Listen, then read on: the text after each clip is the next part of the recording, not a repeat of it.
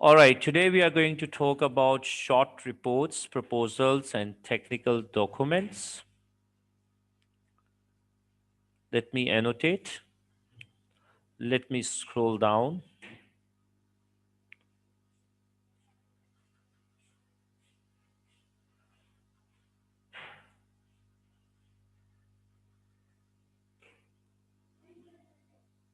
Okay, let's start. In this chapter, we will learn about the most common types of reports written in technical workplace, how to select and sequence information for these kinds of reports, the proper tone and level of detail to include depending on the knowledge level of your readers. That's very important. Audience analysis, we've been doing that. There is a key difference between correspondence, such as emails and reports. Correspondence is personal. You are writing to another individual. You may be writing as representative of your organization to someone else representing the organization, but you're still an individual is speaking directly to another individual. So correspondence doesn't just convey information, it also expresses a relationship. That means goodwill you really need to take care of, right? Of course, you have to maintain goodwill in your reports also, but this is neutral, impartial. There may not be any touch, but any personal touch in reports, particularly, right? But correspondence is usually personal. Reports, however, are more widely distributed. They have more readers because they tend to be about more general, wider issues, and are specifically written to help create a permanent record, a resource intended to be accessible to multiple people. It follows that the tone will be somewhat more formal. Now, see, what they're trying to tell you is this, that correspondence is between two individuals, whereas reports are written for the wider audience. That means multiple people are going to read your report, right? So it's not personal, right? You probably don't know your reader at all, right? Or some of the readers, right? So it can be read by anyone, right? Because it's normally addressed to multiple readers, right? And that's why you need to have a formal tone when you are writing a report. Let me clear the markings and scroll it down further.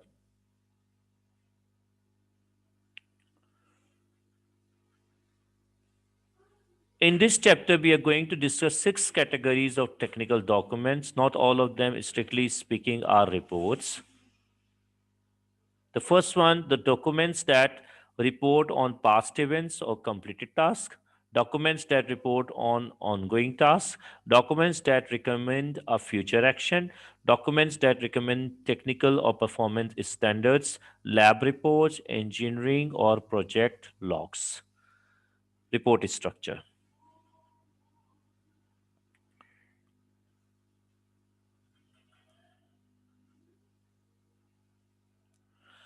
All right.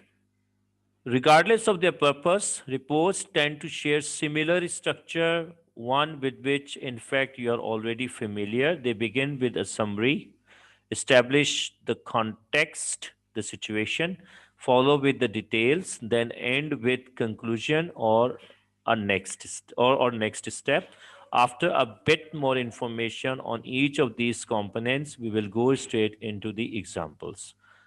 Now, let's have a look at this one conversation. What happened briefly? What are you telling me? Why are you telling me this? What this got to do with me? Okay, now tell me exactly what happened. What have you done about this?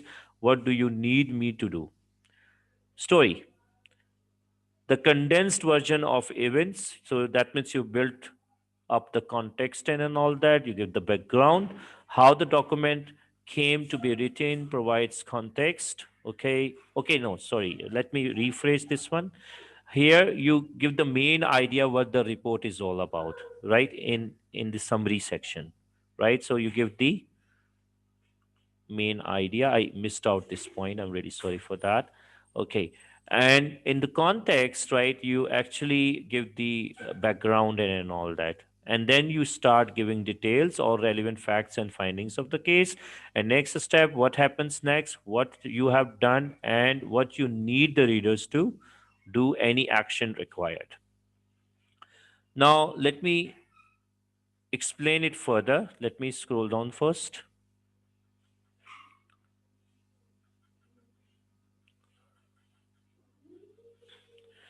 Generally written last, but read first. The summary is a condensed version of the report. Now, please note down, this is a very important, you know, thing which you really need to think about when you're writing a report, that summary is written last. Why?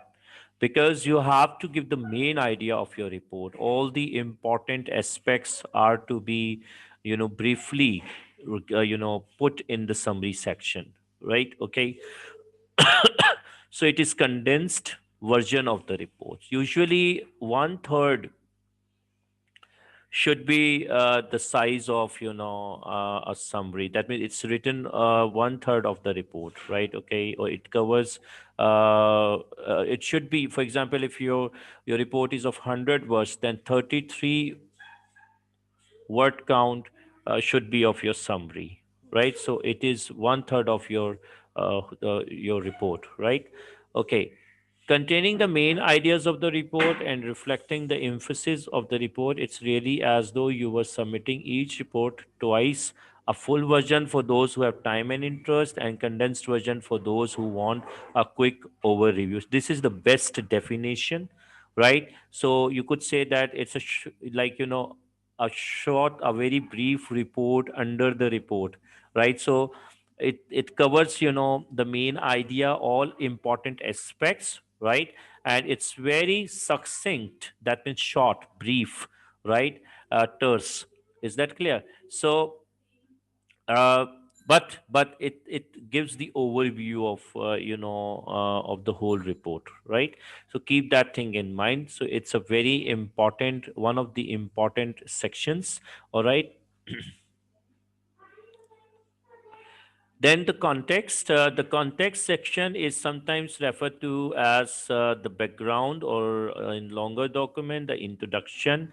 A report has to make sense even to readers not already familiar with how the report came to be written, such as secondary readers to whom the report may be passed even years down the road.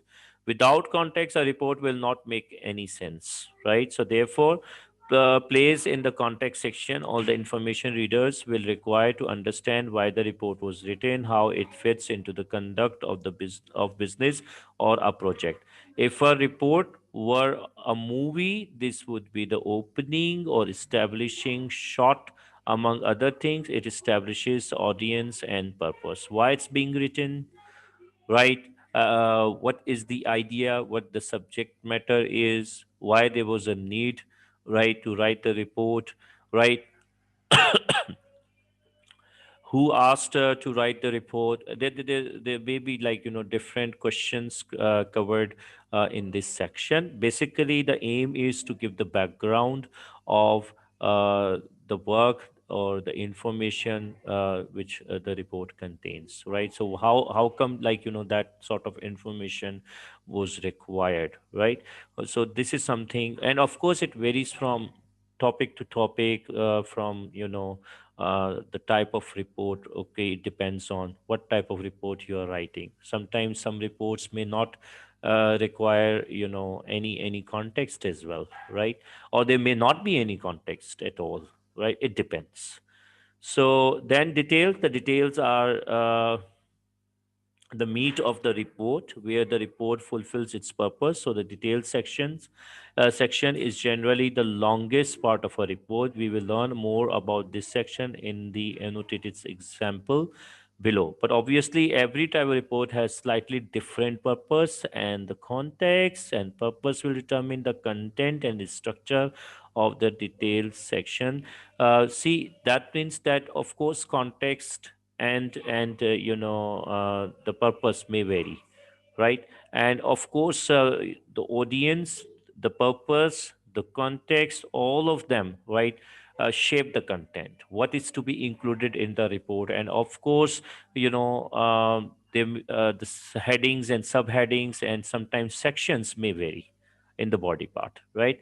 So it depends on what is being communicated. Okay, let me scroll down.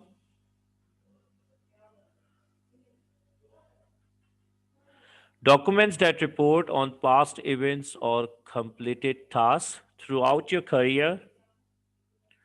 Let me use the annotation here.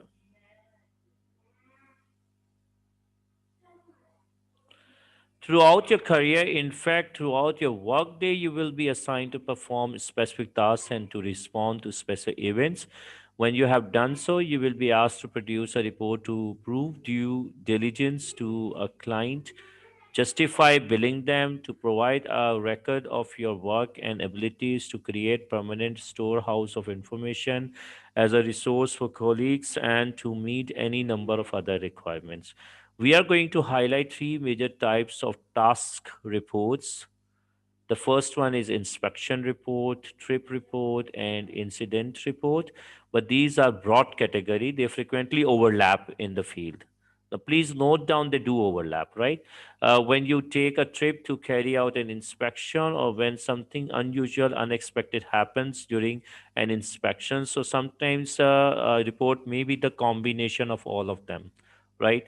So there may be you took a trip, okay, to inspect something, something happened over there, right? So that means it has all these three elements, right? So there's sometimes they do overlap. It depends. Please let me tell you it clearly that there are things which are not hard and fast when it comes to report writing. So of course, the purpose, the context, the audience, right? Okay, all of these things, shape the content, the structure of your report, right?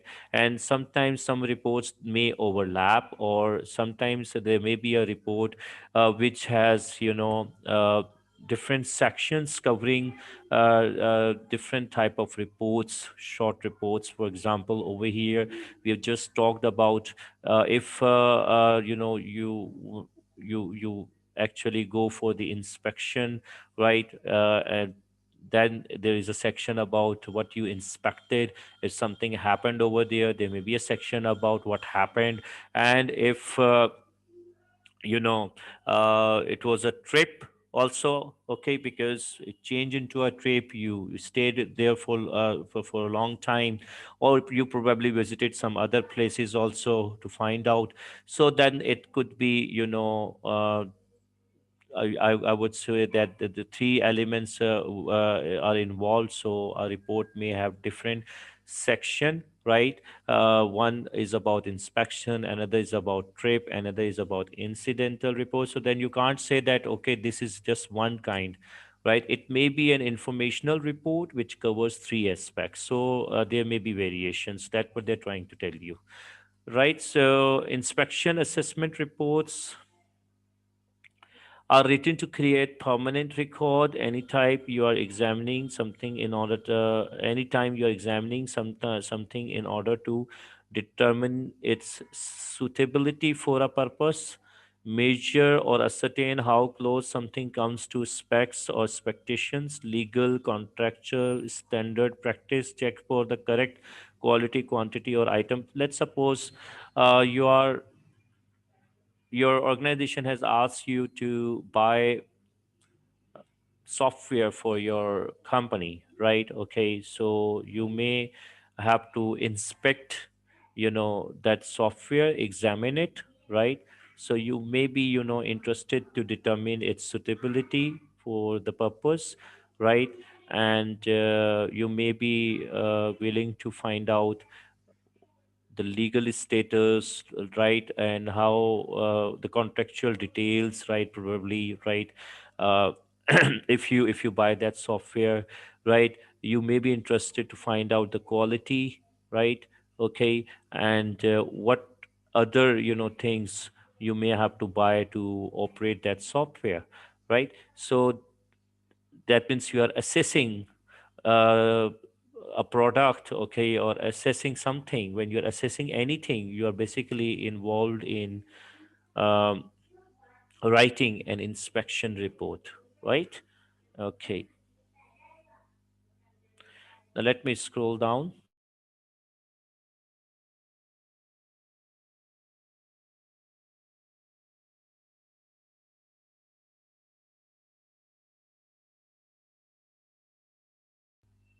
Okay, here we have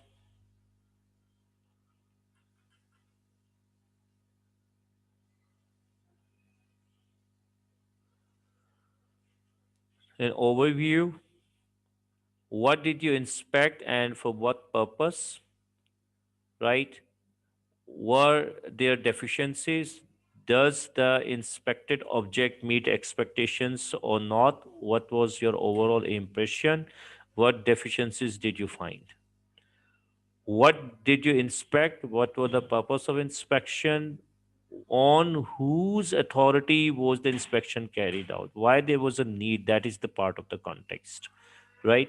How does this inspection fit into the conduct of business? Project number, client name, location, date, time, duration, other people involved. All of this is part of the context, right?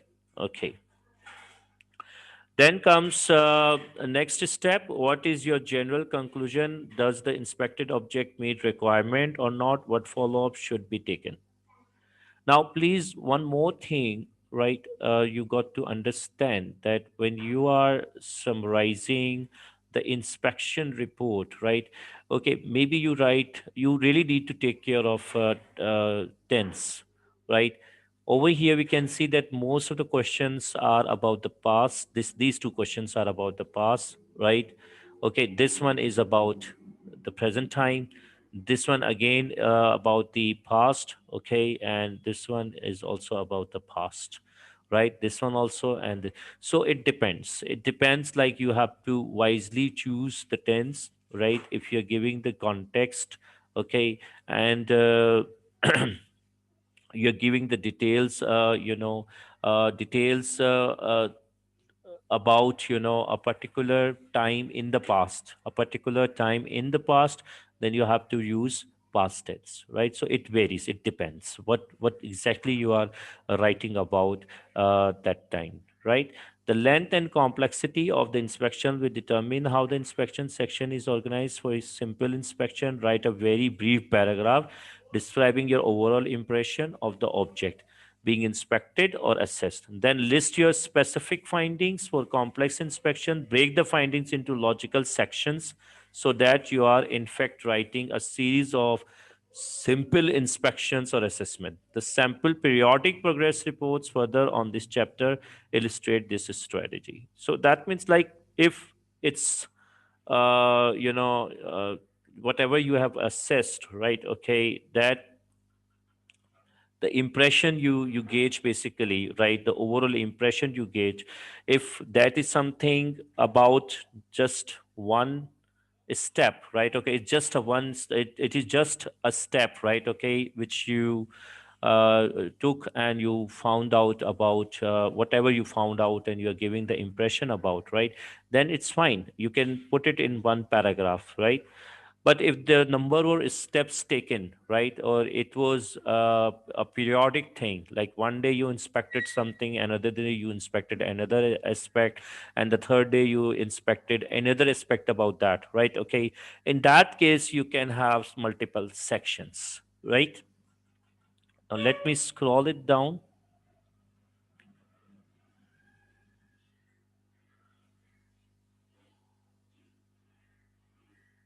Here is a sample. And please let me tell you one more piece of information here, that the reports we right now talking about, they are in general called short reports, right? Now, short reports are usually written in memorandum formats, format, or letter format. They're not written in manuscripts, right? Okay. Uh, Here, this is called memorandum format. We can see the heading over here. We can see the summary provide the gist, the results of the inspection and the recommendation.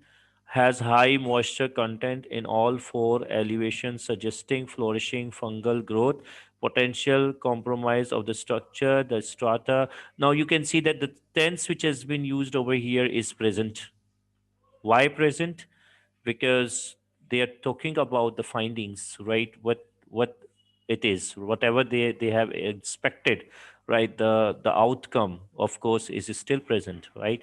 So that's why they are using present time or present tense instead of past. Now, two paragraphs of the context how these reports came to be written. Here they switched on to I think probably yes. They know still using the, but here we can switch to past even, right? Okay, because they're talking about a particular date on February 12th, 2020. The Strata Council of this contacted. So you can see over here they're using the past tense because they're giving the background, right? Conduct an envelope inspection to determine whether the structure has suffered water ingress or not, right? I was assigned the inspection of February 15th, and then he's giving the background, right? Who assigned it, what was assigned, what date it was assigned. All questions are being covered. General overview of the object being inspected to help to make sense the inspection process and findings. So general, that means the Pennington is a three-story wood frame structure clad with a face sealed stucco. It has minimal roof overhangs, which exposes the lower story to. So you're telling what was inspected, basically, right? The general overview of the object, right? Then the problem with the technical, reports is that they, of course, are better understood, right? When you are well versed in that field. So the reports you may be asked to write in your exams would be related to your field, that is computer science. So do not fear that you'll be asked about some engineering stuff and all that. Yes, you got to take care of the elements which are included in a status report or inspection report or whatever type it is, right? So you just got to take care of those elements, but it will be based on your field. You don't have to be worried about the substance, right? That would be either general or related to your field. Okay, then we drill holes in 80 location. They're giving the details, okay, and we inserted this how they carried out all of these things, right? Okay, so describing the methodology they used and all that.